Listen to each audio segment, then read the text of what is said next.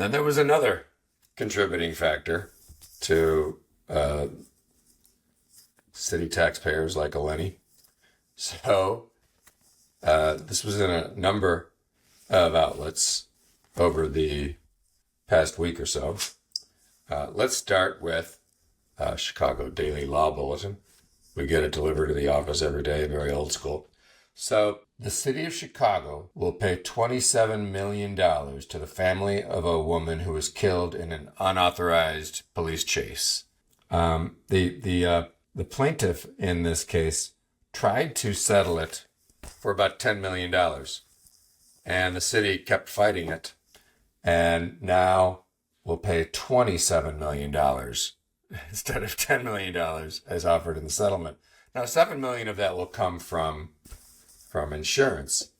This seems to happen more frequently than not. So another court battle involves a man who was wrongfully convicted as per the courts by one of the more notorious Chicago cops, Reynaldo Guevara, former retired Chicago police detective who cracked a lot of cases, but a lot of those cases have come back as being wrongful convictions by the court system. And Thomas Sierra spent 22 years in prison on a murder conviction before it was overturned in 2028. So he sued the city after years of going back and forth and fighting with the city lawyers. The lawyers for Mr. Sierra, the wrongfully convicted individual, offered to settle for 14.7. The city refused.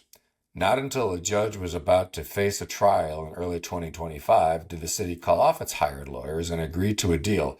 By then, Sierra's price to walk away had risen to $17.5 million. So this is a consistent issue. So I think, Eleni, that contributes to some of the financial pressures that you're facing in the city of Chicago. Yeah, we've got a lot of them. There's no doubt. And, when we keep going down the same path over and over again, it's like, what's that phrase? Doing the same thing over and over again and expecting different results. A different result. Yep. Insanity. Like,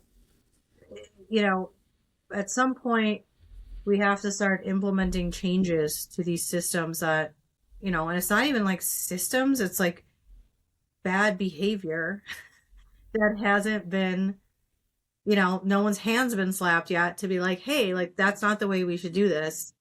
We have to be more, sound of mind when we're cutting, I don't want to say cutting these deals, but, doing these negotiations and figuring out these settlements, because it racks up, as you just said. And, it gets worse and worse and worse, just like the property tax issue gets worse and worse and worse until at some point someone says, okay, like, we're going to fix it now. And when we fix it, it's not, I think the other issue you have is that people are like, oh, well, we fixed it yesterday. It's not fixed by today. Obviously that didn't work. Well, that's not how you can't fix these types of issues overnight.